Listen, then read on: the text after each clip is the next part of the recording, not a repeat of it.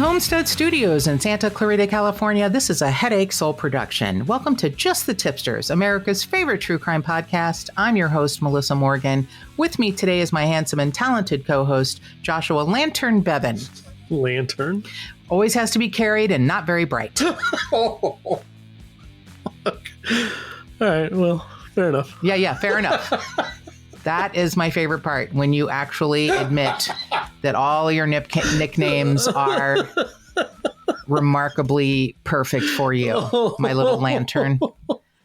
Joshua, my little lantern. Oh, boy. All right. Okay, so tipster Elisa said she does not want to ride with me on a plane because I shut shit down. Shut shit. What? You shut shit down like planes? Like planes. In the middle of the air? I have not done that, Alicia. Thank you. Just registers at TJ Maxx and registers at Stonefire Grill and registers at Sam's Club and registers at, anyway. When we do the Just the Tipsters World Tour, we're going to have to take separate planes. Yes, because like royalty, if we're both on the same plane, we both go down. Nobody will know how to continue this podcast. The podcast will not have parents. Oh, no. Yeah. Oh, Thanks a lot for that, Alicia. Appreciate that. Kid Check the Rhyme wanted to let you know that as a pothole, you're allowed to consume and smoke seaweed. Okay. Because he or she accused us of smoking seaweed a couple of episodes ago. So I just want to let you know, even if it's illegal in California, Kid Check the Rhyme says it's good. That you can do that. You have permission. Is it illegal to smoke seaweed? I don't know. Okay. I think you can smoke a whole lot of shit. I think it would take a while. You'd have to dry it out and then. Sure. Does it really do anything? I don't know. That's what is that a nickname for marijuana? Okay. So it's smoking actual seaweed? It's not the devil's lettuce, Joshua. Yeah, okay. Yeah, no, it's seaweed. Because he thought we were smoking it. All right. He or she. I don't know if kid is a girl or boy, but yeah, we don't smoke anything here as far as I know. Oh, no, wait, actually Joshua does. He's a big pothead. Oh, huge. Just once, I think. Just like at a restaurant. On the driveway. That's why you startled me so much on my way in. Because you were puffing, you were vaping. I was hiding around the side of the house. I was packing a bowl. And I caught you? Yeah. No, I was hiding around the corner of the house, and then I shocked Joshua, and all I was doing was having some delicious yogurt. And apparently, which is not a euphemism. Not a euphemism for anything else. You were eating yogurt. I was actually eating yogurt, and he was packing a bowl. It was hotboxing my truck on your street. Well, that's between you and your God, sir. I don't know. So this episode is brought to you by our friends at Graveline Tours. You can go to graveline.rip and in the promo code put Tipster40 and you can get 40% off of any of their tours. The Death Becomes Her, A Star is Torn, Manson's Murderous Spree, and the one we're hoping to get to at the end of June, for God's sake, is the Black Dahlia Tour. Yeah. Yes. It's just been, there was weather that canceled it, and then timing, and then people going on out of town, and just, so we're going to, God damn it, we're going to get it done. I'm actually kind of excited. On Saturday, I'm going to a weirdo festival in the Antelope Valley. Okay. It's called what kind of weirdos specifically? They're all named Joshua. Yeah, okay. It's called the Psychic and Oddities Festival. Oh. It's put on by... Those are my kind of weirdos. Yeah. It's put on by something called the Grimoire Studios. Okay. I don't know. All I know is I'm wearing antlers. Oh, that's what this is where the antlers go. I gotcha. Okay, perfect. Yeah, that's very cryptic. Oh, this is where the antlers go. Well, you showed me the antlers a couple weeks ago and said you got them for a thing, and I forgot which thing. Yeah, it's this thing. Yeah, going on Saturday. Right. So I have class, spatial mapping and my crime analysis classes, but from 9 to 1, and then just hightailing it up to Antelope Valley. Cool. It's only open from 12 to 5, so I'll get there by 2-ish. Have plenty of time to see all the freaks. That's plenty of hours left in the day. 3 hours to see antler wearing weirdos, including myself. My antlers are pretty cool. They're purple, and I have a cool headband that's got a little thing in the middle of the forehead that's a deer with a purple like stone in the middle. Yeah, okay. It's very cool. It's like a antler princess. Yeah, I think you'd fit in the in the weirdo world. In the weirdo world. Okay, thank you. No, I mean if they were to accept female members, I think you would. Oh my God! Thank you to the people who commented about last week's episode, or 2 weeks ago episode at this point. The Bohemian Grove went over better than I thought. I thought people were going to be like, "Well, this is the dumbest episode," but they were like howling, laughing, and said they hadn't laughed that much in a long time. And I think actually Tipster Cat said, I didn't think the podcast could get any better, but you knocked it out of the park with this one. Oh, wow. I know. That's high praise. It is coming from her because she's got a refined taste. Okay. So that was a surprising, and I should have printed that one out to read. But yeah, it was I woke up, I think, this morning because she's in South Africa. So our timing is, different. Sure. So I woke up this morning and I was like, oh, that's such a sweet message, Kat. Thank you. So yeah. Thank you. I hope, that we don't get canceled because of the Bohemian Grove episode. So, yeah, I hope not. Yeah, me too. I hope you cut half of the stuff I said. No, me, that I said. You fucking disavowed yourself of everything. You were like, I don't agree with her. I'm just here and because I want the invite. Yeah, absolutely. Oh, yeah. Oh, okay. I thought it was because you didn't want to get canceled. No. It's because you want the cancel. I want the invite to you just need 2 members and $170,000. Yeah. And you're in, like Flint, baby. Yeah. So, perfect. Whatever. That's it. You're so incredibly weird. Just that. Yeah, because you want to go to 2 weeks of boy summer camp. Well, when you put it like that, no. That's exactly how I have to put it because that is the truth.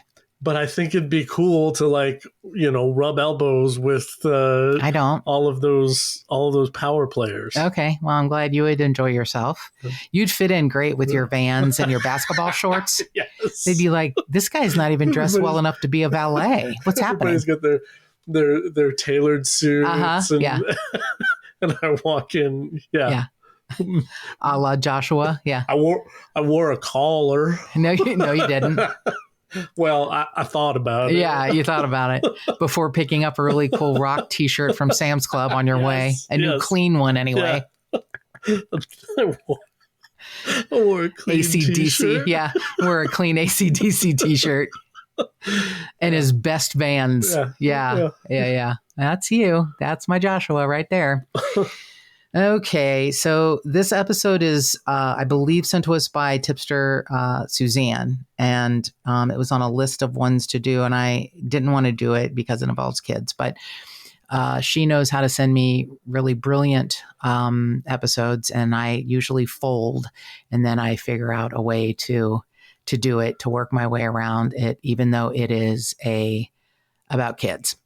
It's because it's so interesting because of how it was solved so many years later, even though it's nobody's case. It's 2 young girls. Oh, okay. And their bodies have never been found, but I'm going to say parts of their bodies. Enough evidence, I think. Things that were found were never able to be traced back to them, but it's still a fascinating case in the judicial system and in the mind of someone who's, incredibly, incredibly fucked up. So it starts in 1975, March 25th. It would have been the second day of spring break for Sheila and Catherine Lyon. And they lived in a suburb of Washington, D.C. in Wheaton, Maryland. Their father, John, was a very popular radio announcer in the area.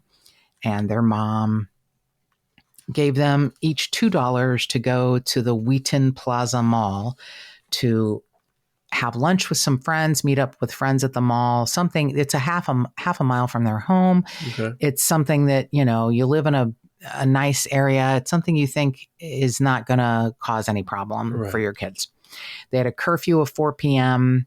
They each had $2. They went and had pizza with friends, walked around the mall, and they were seen around 1 p.m. sitting out on a bench in front of the mall talking to a middle-aged man who was well-dressed, well-groomed, and had a briefcase with a microphone. And he was apparently interviewing kids and said that he would ask them questions and record their answers. And he said it was for a radio broadcast. And it wasn't just Sheila and Kate. He interviewed quite a few kids because they were hanging around a group, in a group together. I know it sounds shady as fuck, but it didn't bear itself out to be anything bad as far as we know. I mean, it was a leather briefcase with a microphone and he's got on a suit, but no one knows where these recordings went. But the other kids didn't say anything about the questions being, of any kind of nature other than just like general 10 to 12-year-old kids, like, kids say the darndest things or something, like that. However, when the girls do not come home at 4 p.m., this man who was seen interviewing them by a lot of people, and they all gave the same kind of description, he was sort of the, suspect number one. Yeah, of course. But their friends, so one friend in particular approached what looked like a young man in his late teens, early 20s, and said, "Why are you staring so intently at my friends?" And they were beautiful girls, they had blonde hair and little blonde bobs. They were like little angels, actually. And I don't know what the young man said, if he ran away, but the last verified sighting of the girls was between 2:30 and 3, when a friend, I don't know if it was the same friend, but she observed Catherine and Sheila walking westward down the street from the shopping center to their home. Now it's 4:00 and their curfew has been missed, and their mother is like, "Hey, this is not like them." She calls around, and a few people said, "Yeah, we saw them at the mall. We saw them eating pizza with friends. We saw them talking to the man with the briefcase and the microphone, and we saw them talking to a young man, but we saw them walking home." And then by 7 p.m., there's a police search, and they are out in force. And a large amount of how this is covered was from a man named Mark Bowden, who worked for a local small newspaper, the Baltimore News American. Mark Bowden went on to be a wonderful author, and including in his books is Black Hawk Down. Oh, okay. And he wrote, even though he always came back to police work when he was writing in a journalistic style, it wasn't always like in support of law enforcement. He wrote an article in 2003 for The Atlantic about the gray areas of coercion versus torture and getting confessions out of people. But in 2013, when the detectives of Maryland decided to take another look at the case, he was the perfect person to, kind of document it. He had been one of the first people to cover the case back when it happened in 1975. And he had, a really great overview. Okay. The detectives, I think, did an amazing thing. They attacked the case as if they had just gotten a call about 2 missing young girls.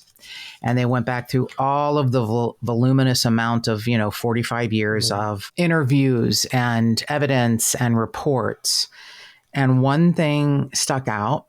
It was about a week after the girls disappeared, an 18-year-old named Lloyd Lee Welch had gone to a security guard at the mall and said, "I was there the day the girls disappeared, and I saw a man talking to them." Now, the man he described was the well-dressed older man, well-groomed with the leather briefcase and the microphone, and said, "I saw a man talking to the Lyon's sisters while holding a microphone and a tape recorder." The police show up after the security guard calls them, and they take him to the station, and they give him a lie detector test, and he fails it miserably. So the detectives are like, you know what? He's kind of an unreliable witness. They picked up, I'm sorry, Lloyd Lee Welch. Lloyd Lee Welch later. After the security guard said, "This guy just gave me a statement." Got it. They give him a lie detector test, and he fails miserably. Okay. Yeah. So as they're digging into the case in 2013, they come across an arrest record in 1977 where he broke into several houses just a few blocks from the Wheaton Plaza Mall and stole a bunch of jewelry. There was a mugshot taken, and it really looks like a drawing from 1975 of the friend of the Lyon sisters who said this young guy was talking and staring at them, and I told him to stop. Oh, okay. Yeah. So the police are like, hey, all right. Maybe talk to him. All right. Uh-huh. When they find out that he was imprisoned in Delaware because he sexually assaulted a 10-year-old girl in 1998, they drove to interview him. Mm-hmm. He got a 30-year sentence. He's in prison in Delaware, and they were like, we don't know what to expect, but we're going to go talk to him. And he talked. For 8 hours the first day. Oh, wow. When they pull him out of his cell to talk to him, he goes, I know why you're here. You're here about those 2 missing girls, aren't you? Oh, geez. Right. He said, you know what? I was at the mall that day. I saw them. I saw them talking to this other guy, older guy with short hair and a suit and a briefcase and a microphone. And he said, the guy had a limp. Now they had a suspect, a child molester in mind who they thought was suspect number one, other than the guy with the briefcase. They thought they might be the same same person. Got it. And this person had a limp. So they said to Lloyd Lee Welch, why do you think this man would have done this to these girls? What do you think would have happened? Oh, God. Okay. And he said, well, I think that he abducted them, he raped them, and he burned them up. Fuck. So the investigators watching through two-way glass in the other room look at each other and go, why would he say burned them up? Yeah. So they do a little more research on Lloyd Lee Welch. Now, I am going to say he comes from a terrible background. Too bad. Yeah. A terrible background. And I know, hurt people sometimes hurt people. Right. But we talked about 2 weeks ago with Robert Zarinsky. We both know a lot of people who've been through a lot of trauma and pain, and they don't do this to others. Right. Remember, he was 18 years old at the time. So they kind of talk to him, and they are not sure if he is telling the truth or if he's exaggerating. Right. But they end up going to Virginia to talk to his family.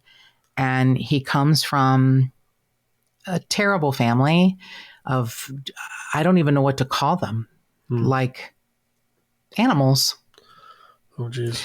They believe that incest between family members is sanctioned. Brothers and sisters, cousins, fathers and children. Oh, boy. Lloyd Lee Welch's dad, Lee Welch, was an alcoholic. And Lloyd's mother was killed in a car accident when his drunken father was driving. So his mother was killed then, and he was a passenger. After that, he was placed in foster homes. He ran away and started using drugs. So using drugs, running away, experiencing childhood trauma, all terrible things. But when you're 18, it doesn't mean that you kidnap and rape 2 young girls and murder them. So Lloyd Lee Welch loves to talk, and he would hours and hours just like give them little tidbits. I think it was one of my relatives. He ends up saying it was his dad, it was his uncle, and it was his cousin. I might have witnessed it. I might have known that the girls were held, captive. I think I saw one of them murdered, and it's like, you know more than you're saying. At one point, Montgomery County Detective Dave Davis said to Lloyd Lee Welch, "This is me doing my job. And this is you trying to figure out a way to explain what you saw, what your involvement is, and what we can prove and disprove. Does this make sense to you? And he said, yes, it does. Okay. So he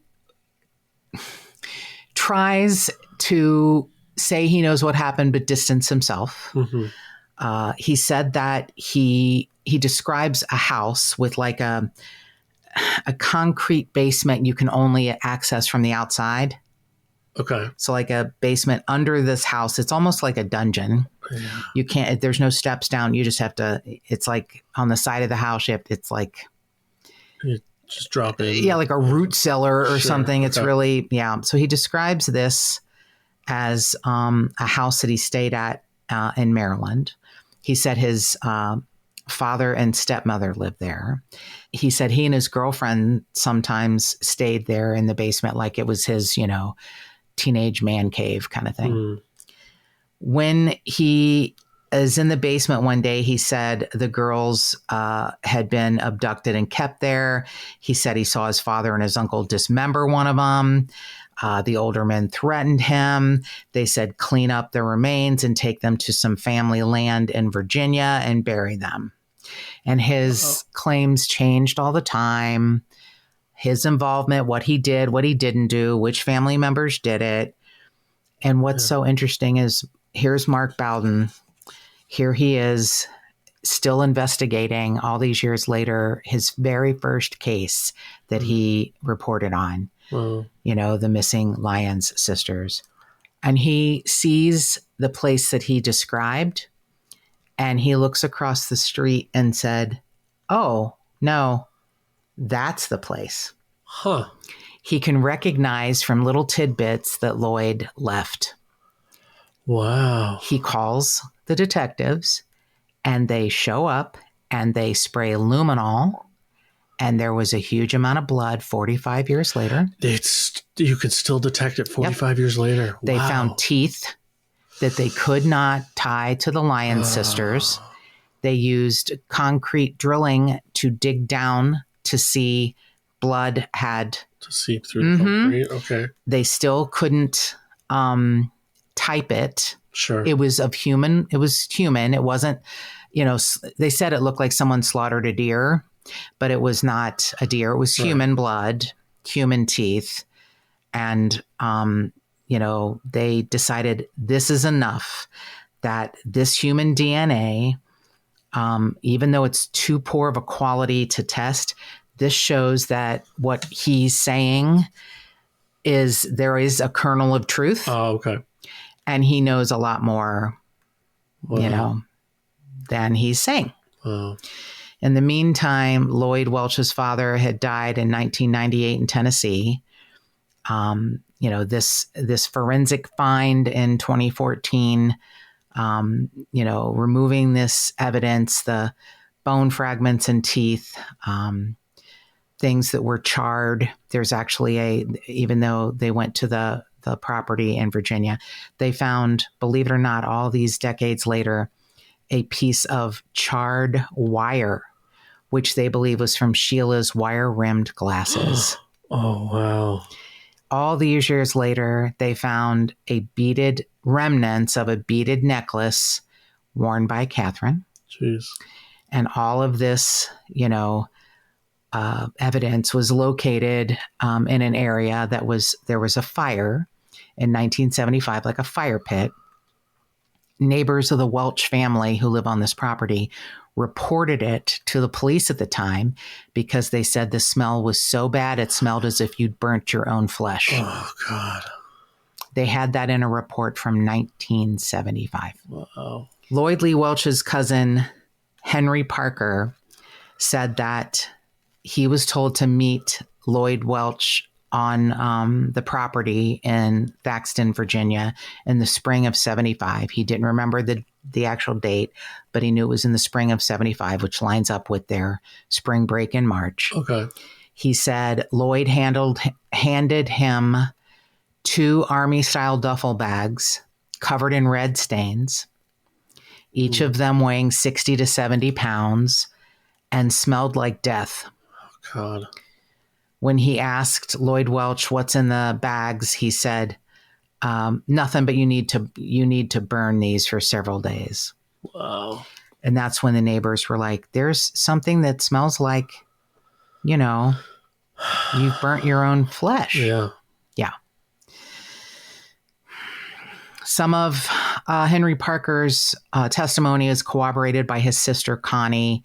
She informed investigators that at one point in 1975, she was a teenager and she witnessed Lloyd Welch and his girlfriend, Helen Carver, arrive at the family property with army green duffel bags. Said they smelled terrible, like spoiled beef.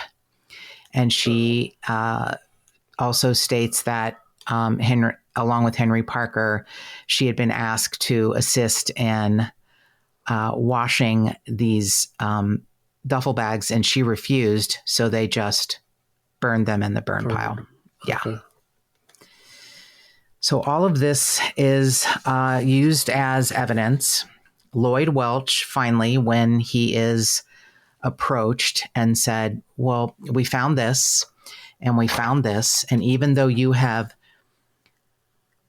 behaved as if you're drunk with power and you are, I love this detective. He said, you're a fairy tale goblin and you're guarding treasure and you're talking in riddles. We have figured this out.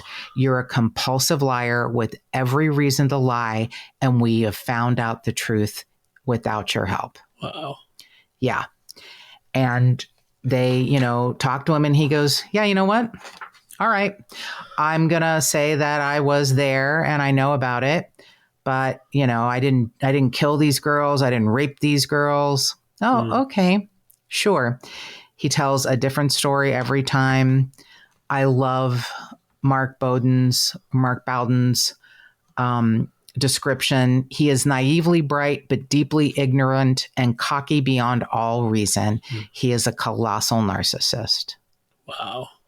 Somehow he was able to keep tabs on what the police knew, and he played a risky game. He would admit just enough to keep them coming back, but then not enough to really, yeah. He did build his little stories on known facts, and he acted as if he never told the story differently, even though he told it differently every time. Sure. Yeah. It's so heartbreaking. And I get it. His family life sounds absolutely terrible. And his family is known in the area as this gothic, incestuous clan. Yeah, and I'm sure that's, really crappy. But his narcissism cannot help but show through. Sure. He asked for a copy of Mark Bowden's book, and he said, I can't believe you're doing this to me. And Mark Bowden says, what about what you did to the two girls? Yeah. Yeah. He needs to be, reminded. Yeah. Yeah. Absolutely. Even the cops are like, your ability to let little details out is what has kept you alive. And Welch said to the detective, you're a good cop. You're a good guy. You have a good heart. To Dave Davis. Yeah, thanks, buddy. Yeah, it's coming from you. I'm going to put that on my resume because you write that down so I can frame it. Yeah. Oh God. So when Mark Bowden goes back and looks at the very first headline he got published, it says 100 searching woods for two missing girls, and he sees the picture of Sheila and Kate with their blonde hair and Sheila wearing, glasses.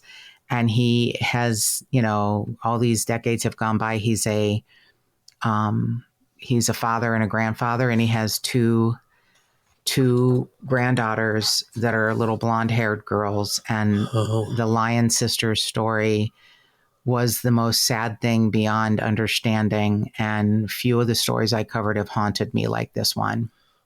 Wow. Yeah. I mean, it's like the fact that they were able to get him indicted with no body. Yeah, that's 45 amazing. years later. Yeah. And he actually, confessed, sort of. He got 60 years. He's not going to get out. He's not going to see, the light of day. But it's just... So we know that his father died in 1998 and he can't, answer to the accusations that Lloyd Lee Welch made. I thought this was pretty interesting. He accused his uncle Dickie of, killing the girls, and they find him and he's 70 years old. Mm-hmm. The detectives say he seems older. They question him about his involvement, and he denied it all. What he said was very little, but what he said was simple and consistent. He behaved like someone wrongly accused. He was bewildered and frustrated by who would put out these falsehoods. He was summoned to appear before a grand jury in February of 2015.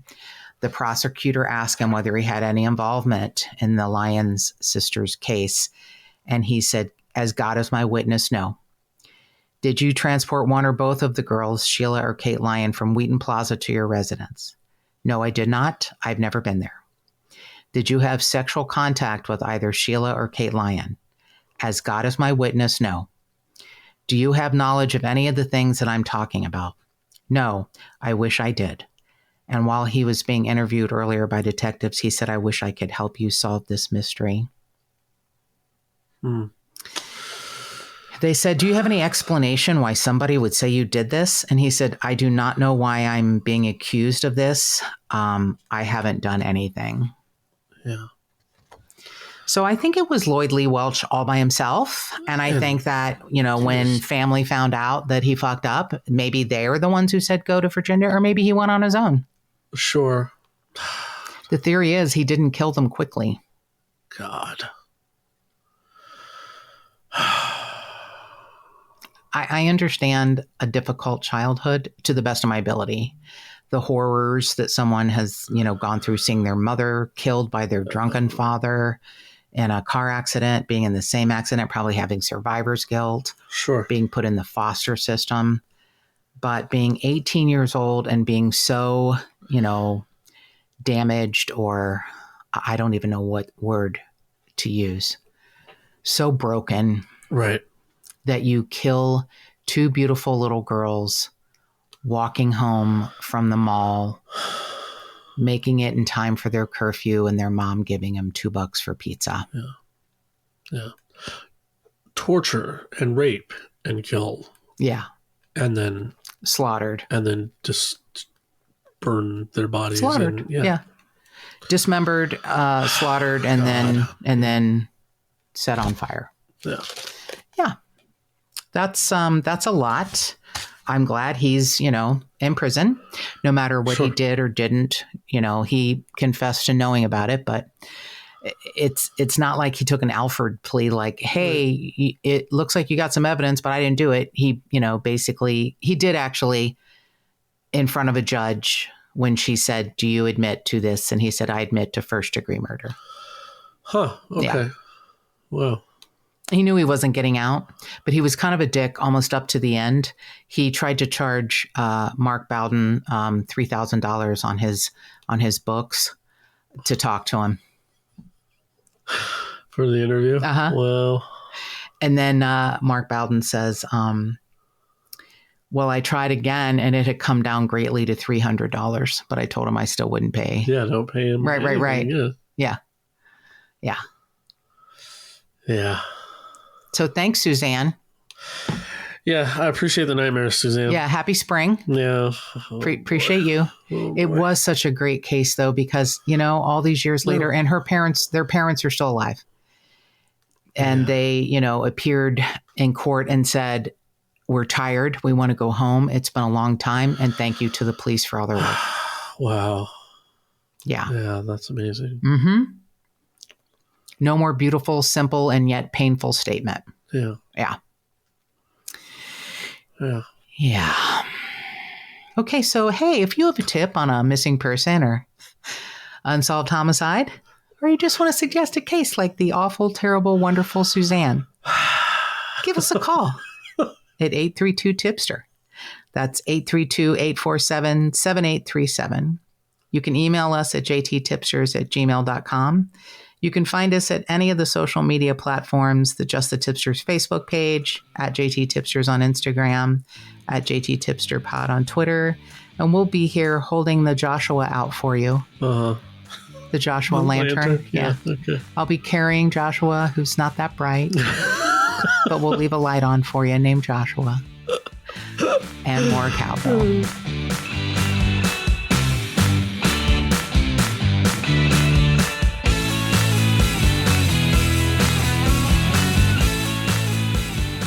If you would like to support this podcast and get early access and other cool murderous swag, go to patreon.com/justthetipsters.